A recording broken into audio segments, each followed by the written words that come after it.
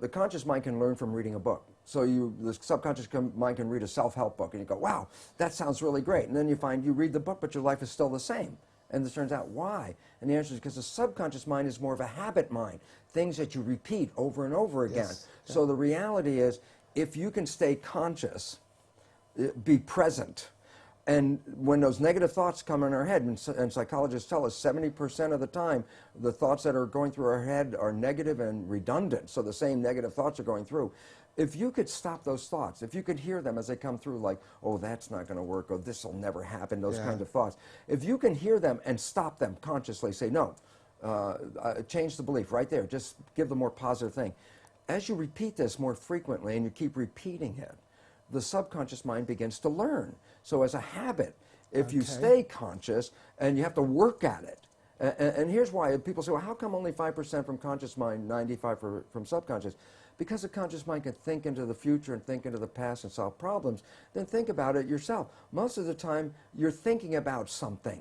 Well, if you're thinking, you're using the conscious mind. Well, if you're using the conscious mind for thinking, then who's running the show? And the answer is, when you're not paying attention and you're thinking about what I'm going to do tomorrow, your subconscious is running the show. So you used the words, be present. Be present. Which be mindful. We hear a lot. So be mindful, which really means be aware of what's going on.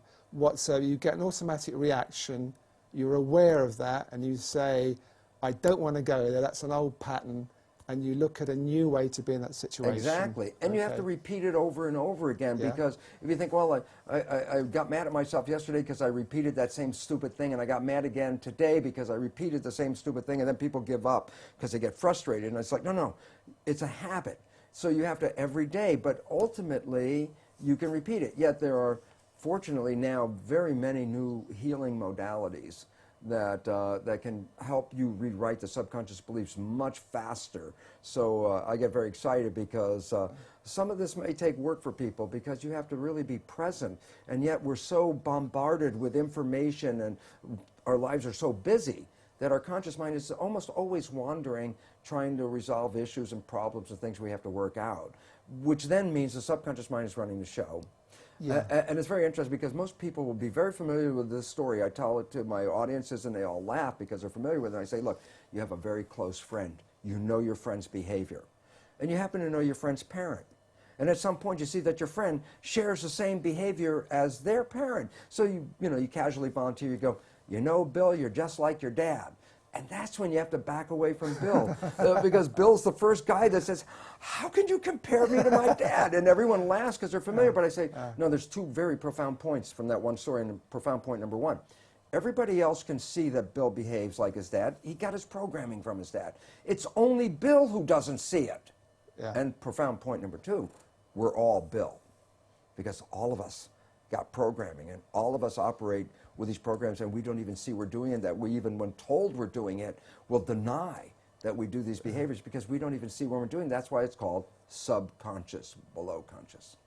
Because you went from, and I'm quoting from your book, wanting to be anyone but me, to being, I think you quote yourself as the happiest man in the world. You felt so happy. Oh my gosh. So you proved that this can work. Well, I had to, because I said when I first started talking about it, it was from an academic, conscious point of view. This is what I learned.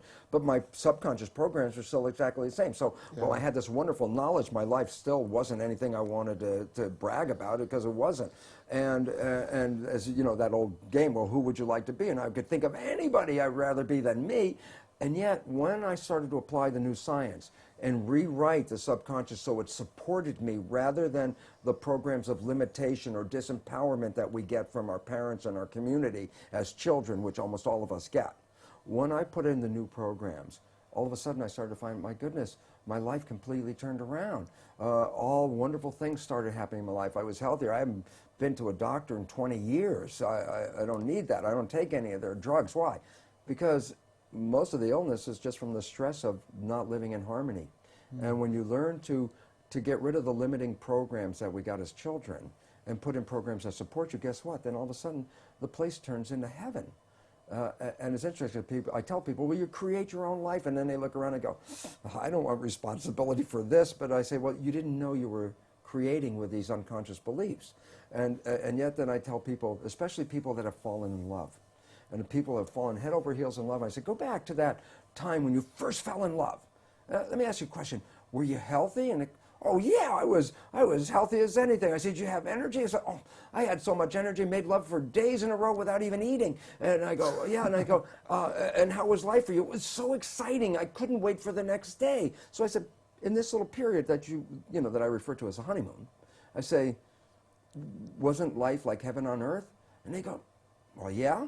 And I go, that was not an accident. That was an actual creation. And you say, but what was different that made life so heaven on earth during love? And the answer is because you become very self-conscious of yourself. You don't rely on the habits. The day before you meet this person, you're going to go on a date. I say, especially to women, I say, how long did it take you to get dressed? And they say, well, it was 15 minutes and I was out of the house. And then I say, now, tonight, you're going to go on a date with this person who has just rocked your world. And I say, how long did it take you to get dressed? It's like, my God, it may take an hour or two. And I say, yesterday, 15 minutes, today, an hour or two. What's the difference? Yesterday, I got dressed by habit because I get dressed every day. Yeah. But tonight, I am looking in the mirror, meaning I am self-conscious. I am making sure that I represent myself to be the best individual I can be. And when both parties are not relying on the habit, and both of them are saying, I'm creating the best I can be, they're living in the moment of the now, they're being very mindful, they're being very present, and guess what? Heaven on earth is created. But unfortunately, life gets busy.